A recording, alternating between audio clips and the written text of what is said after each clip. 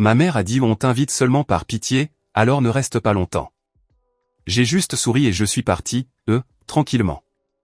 2 semaines plus tard, ils ont découvert que j'avais vendu le chalet familial sur lequel ils comptaient tous pour les vacances d'été. Puis les relevés bancaires ont commencé à arriver, leur compte joint était clôturé, les impôts fonciers étaient impayés, et une lettre d'avocat était en chemin. J'ai entendu le lustre avant d'entendre sa voix. Ce doux tintement tremblant au-dessus de la table, juste au moment où ma mère s'est penchée et a dit « Nous ne t'invitons que par pitié, alors ne reste pas longtemps ». Les fourchettes se sont figées. Ma sœur a ricané. Mon frère a continué à faire tourner son scotch, comme si les mots s'adressaient à quelqu'un d'autre. J'ai senti la chaleur monter à mes joues, mais ma main est restée ferme tandis que je levais mon verre. J'ai souri, pris une petite gorgée et me suis levé. Personne ne m'a arrêté. Personne n'a même levé les yeux. Mais 2 semaines plus tard, chacun d'eux le ferait. Avant de continuer, je dois juste savoir s'il y a quelqu'un là-bas qui a déjà entendu des mots comme ceci. Si c'est le cas, alors suivez-moi pour la suite, car ça ne s'est pas terminé comme il l'avait prévu. Bonjour, je suis Lotus, l'héroïne de l'histoire ci-dessus. Quand j'étais enfant, le chalet au lac Marlot était le seul endroit où je me sentais solide, pas transparente. Mon grand-père m'emmenait sur le quai avant le lever du soleil, le lac, une nappe d'argent, attendait que le jour commence. Il plaçait une canne à pêche dans mes mains, stable et chaude, tandis que l'air sentait le pain humide. La nuit, nous nous asseyions près du feu, mes doigts collants de guimauve brûlés, le coffre en cèdre à côté de nous, contenant l'acte qu'il appelait toujours le nôtre. Un jour, il m'a dit, « Cela te reviendra, tu devras le protéger. » J'ai tenu à ces mots comme à une promesse. Mais après sa mort, le chalet est devenu quelque chose d'entièrement différent. Mes parents l'ont tranquillement intégré à ce qu'ils appelaient la propriété familiale, même si le titre est resté à mon nom. Les voyages d'été étaient planifiés dans des discussions de groupe qui ne m'incluaient jamais, jusqu'à ce que tout soit finalisé. Des photos de ces week-ends ont commencé à apparaître dans des cadres autour de la maison, mon frère sur le quai, prétendant avoir attrapé le plus gros poisson, ma sœur, enveloppée dans une couverture sur le porche, mes parents souriant comme s'ils avaient tout construit eux-mêmes. Je n'étais sur aucune photo. J'ai appris très tôt que l'attention dans ma famille n'était pas partagée, elle était attribuée. Mon frère était l'exemple éclatant. Ma sœur était celle que tout le monde adorait. Et moi, j'étais la joueuse polyvalente, la paire de mains supplémentaire. Quand j'ai été sur la liste d'honneur, personne n'est venu à la cérémonie. Quand j'ai travaillé 2 emplois pour payer le collège communautaire, ma mère m'a utilisé comme un exemple à ne pas suivre, faites de meilleurs choix que Lotus. Ce n'était jamais bruyant, jamais cruel, juste un lent et constant traçage de mon rôle. La nuit où ils ont oublié de mettre une place pour moi au dîner. L'anniversaire où seul mon grand-père s'est souvenu. Le jour où une enseignante a appelé pour dire que j'avais gagné une bourse et que mes parents ont répondu, nous ne savions pas qu'elle avait postulé. Il y a eu un été où j'ai essayé de parler. Il planifiait un autre week-end au chalet et j'ai dit doucement, j'aimerais venir aussi. Ma mère n'a même pas levé les yeux de ses notes. Toutes les chambres sont prises, a-t-elle dit. Peut-être l'année prochaine.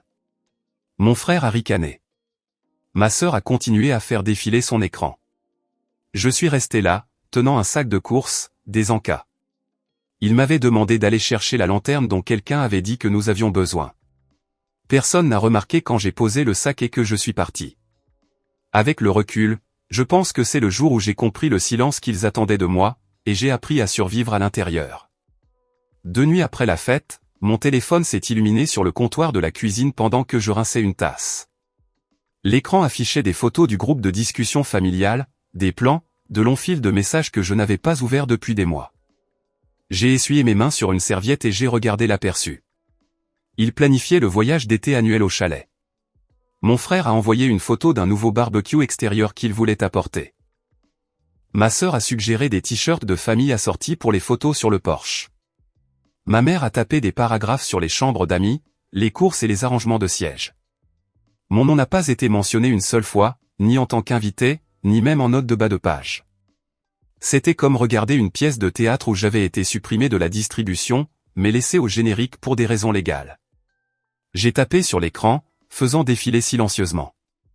Toutes les chambres sont prises. Lotus ne vient pas vraiment de toute façon. Nous utiliserons sa clé si elle oublie de la déposer. Sa clé. Comme si elle possédait l'endroit. Comme si je ne le possédais pas. Une petite icône d'enveloppe est apparue en haut de l'écran. Un autre email de banque, le genre que j'ignorais habituellement. Je l'ai ouvert par instinct.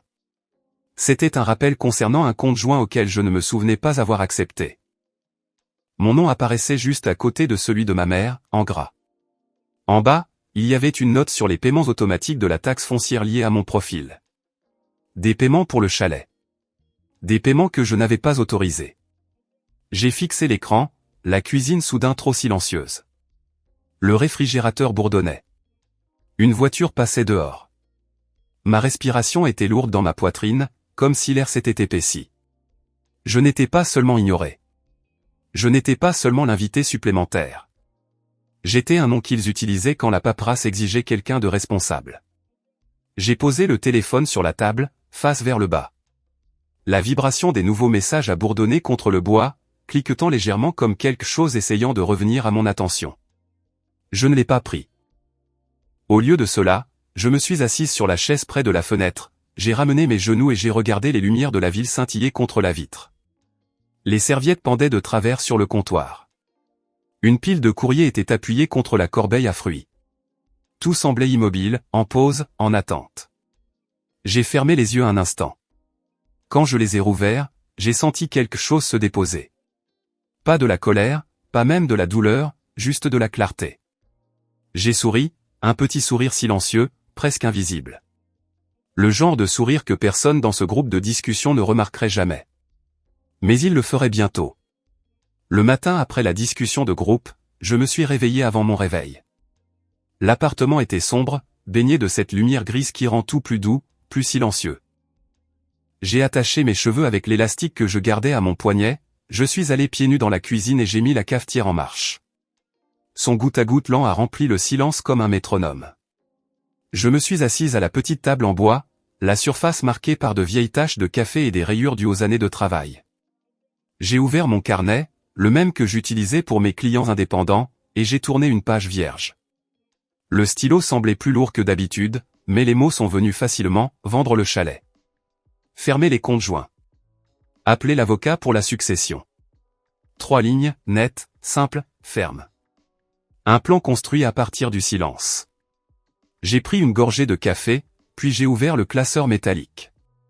Il a gémi comme il le faisait toujours, le son écorchant la pièce. À l'intérieur se trouvaient des années de documents, de vieux relevés bancaires, de lettres fiscales, de factures de services publics, des choses que la plupart des gens auraient jetées. J'ai tout gardé. Ce n'était pas du sentiment. C'était de la survie. Près du fond, enveloppé dans une vieille enveloppe, j'ai trouvé l'acte de propriété du chalet. Le papier était légèrement jauni, sentant encore faiblement le cèdre du coffre de mon grand-père. Je l'ai posé soigneusement sur la table, lissant les bords avec ma paume.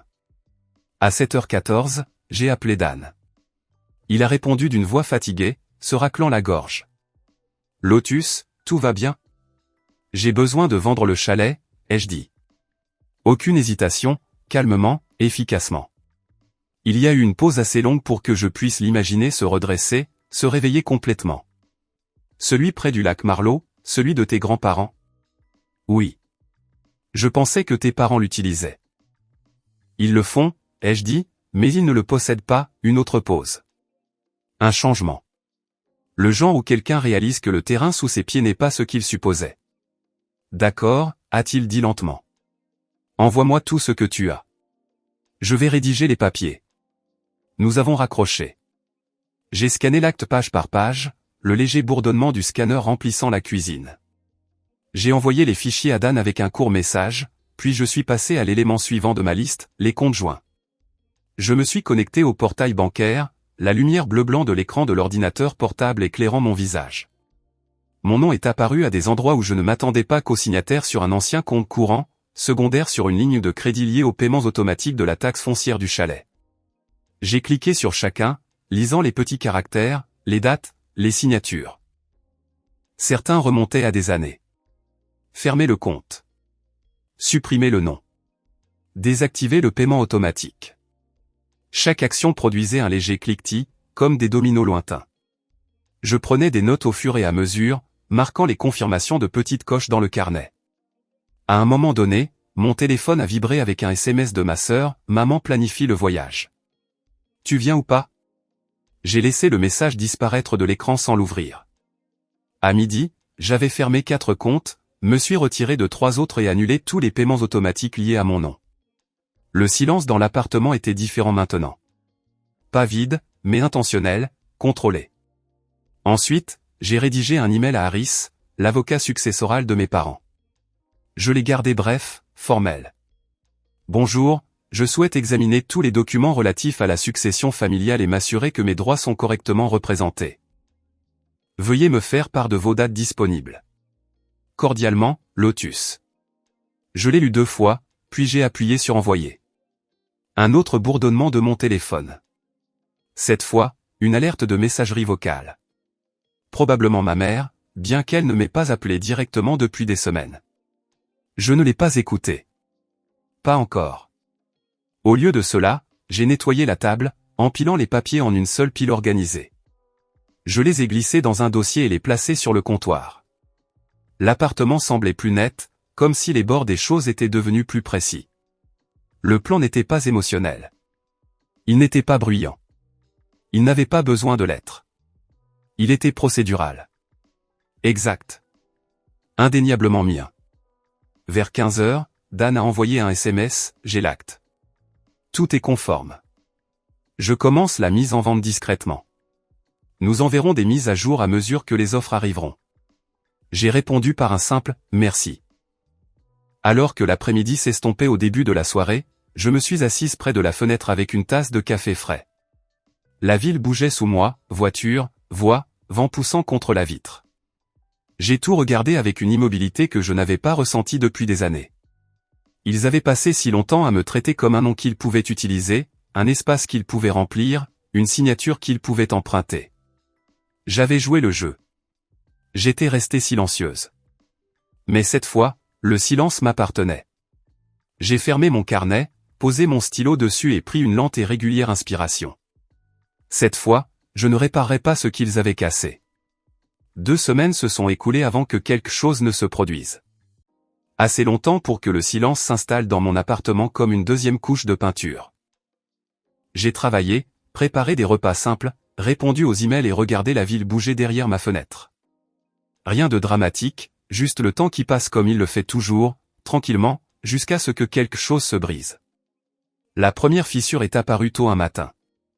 Je pliais du linge quand mon téléphone a vibré avec un message de Dan, offre reçue. Acheteur au comptant, clôture rapide. Les fonds seront transférés directement sur votre compte. J'ai lu les mots 2 fois, non par incrédulité, mais parce qu'ils semblaient étrangement lointains, comme si je lisais la vie de quelqu'un d'autre. J'ai répondu par un seul mot, approuvé, et j'ai posé le téléphone.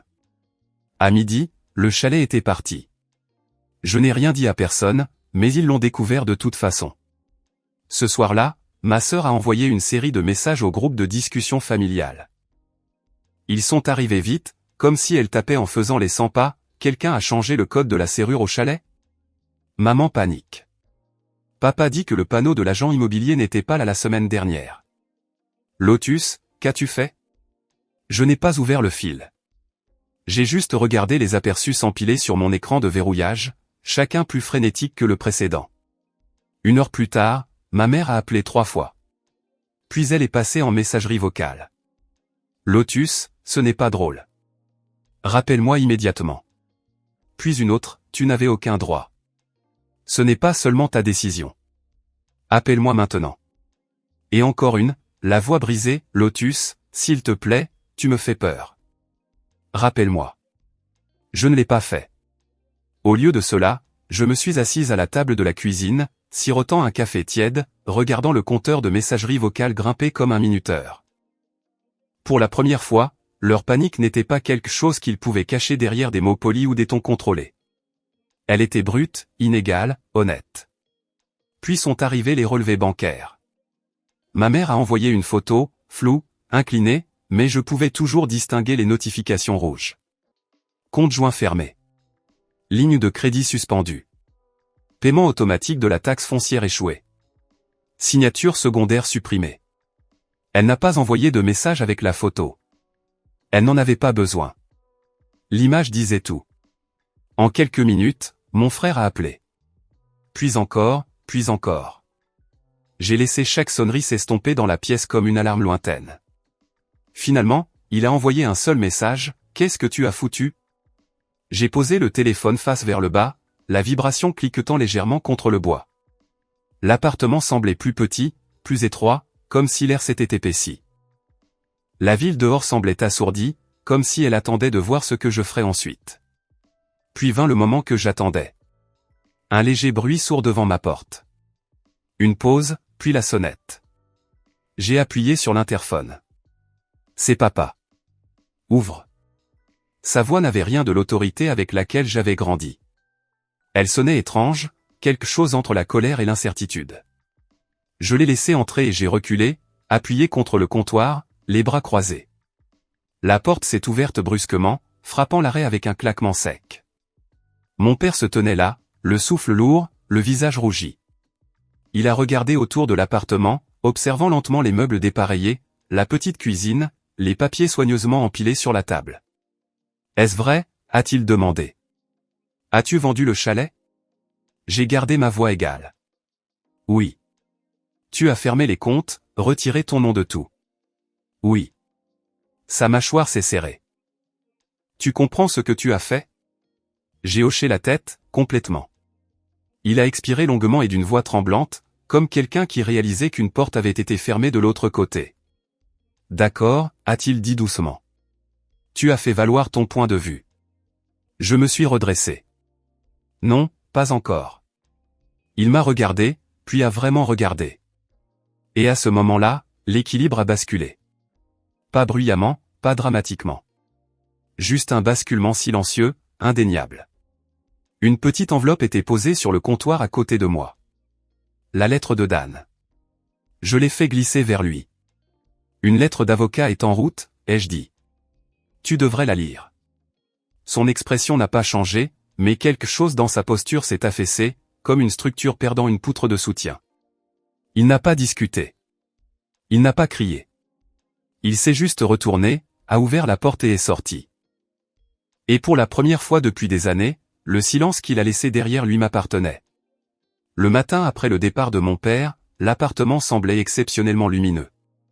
La lumière du soleil se glissait à travers les fins rideaux en lignes obliques et silencieuses, atterrissant sur la table où la dernière partie de la paperasse était encore empilée proprement. La pièce était immobile, à l'exception du léger ronronnement du réfrigérateur et du doux goutte-à-goutte de la cafetière terminant son cycle. Je me suis déplacé lentement, presque avec précaution, comme si l'air avait une nouvelle densité. J'ai versé du café dans ma tasse ébréchée, j'ai enveloppé mes deux mains autour et je me suis tenu près de la fenêtre. La ville bougeait en contrebas, voitures qui se rejoignaient, gens qui traversaient les rues, un chien tirant son propriétaire vers le parc. Des choses ordinaires, des choses stables, des choses qui n'avaient pas besoin de ma permission ou de ma présence. Mon téléphone a vibré sur le comptoir. Un aperçu de message est apparu, maman veut s'excuser. Pouvons-nous parler? Un autre, nous ne savions pas que les choses étaient si graves. S'il te plaît, réponds. Je n'ai pas touché le téléphone. J'ai laissé l'écran s'éteindre de lui-même, l'appartement retrouvant son doux silence. Je me suis assise à la table, traçant le bord de ma tasse avec un doigt. Le dossier de documents était maintenant fermé, l'acte de propriété du chalet n'était plus à moi. Les comptes détachés de mon nom, la lettre légale déjà en cours de traitement. Ces choses n'étaient plus des symboles. C'étaient des décisions achevées. Pour la première fois depuis longtemps, je ne me sentais pas suspendu entre l'obligation et le ressentiment. Je me sentais enraciné, comme quelqu'un qui se tient sur son propre porche après une tempête, entendant le monde respirer à nouveau. Un flash de mémoire m'est revenu, le chalet au crépuscule, le lac virant au cuivre tandis que le soleil disparaissait derrière les arbres. La voix de mon grand-père, basse et stable, me disant de protéger ce qui était à moi. J'avais essayé d'honorer cela pendant des années. Finalement, le protéger ne signifiait pas s'y accrocher. Cela signifiait libérer l'endroit où j'avais autrefois ma place, mais plus maintenant. J'ai fermé les yeux un instant et j'ai inspiré lentement.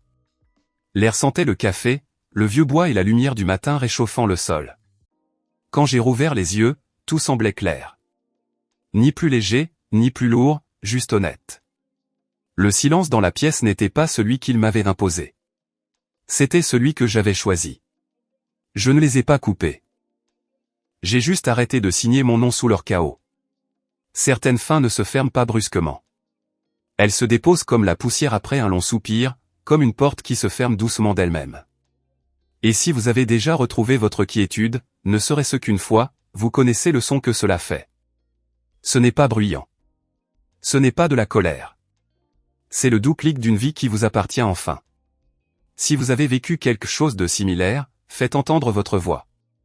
Partagez ce qui est resté silencieux le plus longtemps. Votre histoire pourrait être le rappel dont quelqu'un d'autre a besoin pour se choisir. Of all the rainbow.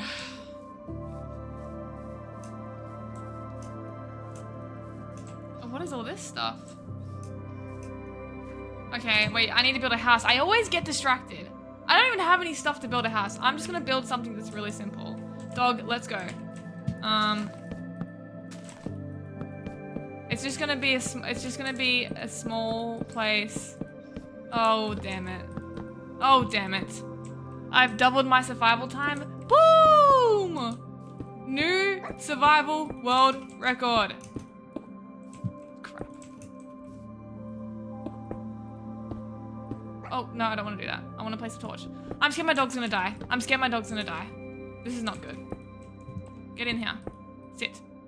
Oh, wait, move. Just go in the corner. Okay, good. Okay, wait. Oh, they're already here. Oh, I don't have any blocks left. Dirt. Perfect. Perfect building material. I could just make a cave base or a classic dirt house, but I'm seriously trying to do this seriously. Let me just get some wood. I'm seriously trying to do this seriously and not do. That's like noob level stuff. Be honest, chat, would you live in this? Would you live in this house? Be honest. Multi-material house. Now that is awesome. Has anyone ever done that before in the real world? I don't even have a door. Don't even need it. Okay. Door.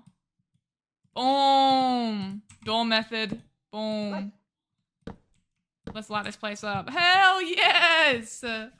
Woo! I'm a pro. For this house, okay, this house has just appeared on the market. It is $4,500 per month. As you can see, very spacious living area. It does not come with the dog included, sorry. But you know what it does come included with? A door. A door. And you're living in the middle of the forest. You're not supposed to be here. -5 stars house. Okay, let's see you build a house. No, you probably get too hungry and you need it. So, be honest. And guess what? I'm doing some renovations to this house right now, and it does come with a bed already.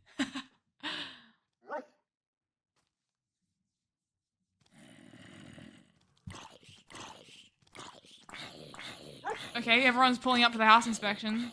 I guess this is a hot find on the market. Hello! Oh. Did you come to see the house inspection? Come on, it's this way, guys. This way. So as you can see, beautiful exterior. And, different materials of all kinds.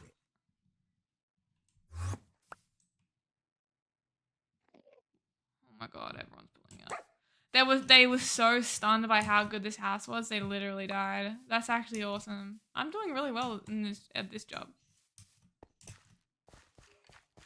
How is this skeleton alive? It's pissing me off. You're pissing me. Now, he couldn't afford it. If you break, just say that. Bro, if you break, just say that. If you break, just say that.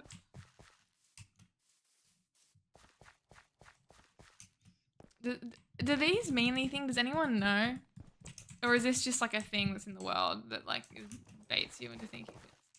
Black dog! Aww.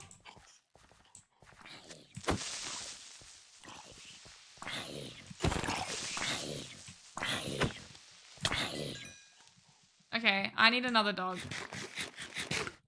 My goal for this playthrough is just to get every sort of dog. Oh. Yay! Get away from him! Ah! Oh my gosh, okay. Brown dog. Black dog. Awesome, I'm almost there. Come to my house. Come on. You guys are gonna be really good friends. Come in here. It's just a core? Okay, that's boring. If that creeper blew up my dog, oh my god. Come in the house, bro. What is wrong with you? Oh, they don't get along. Brown dog and black dog do not get along.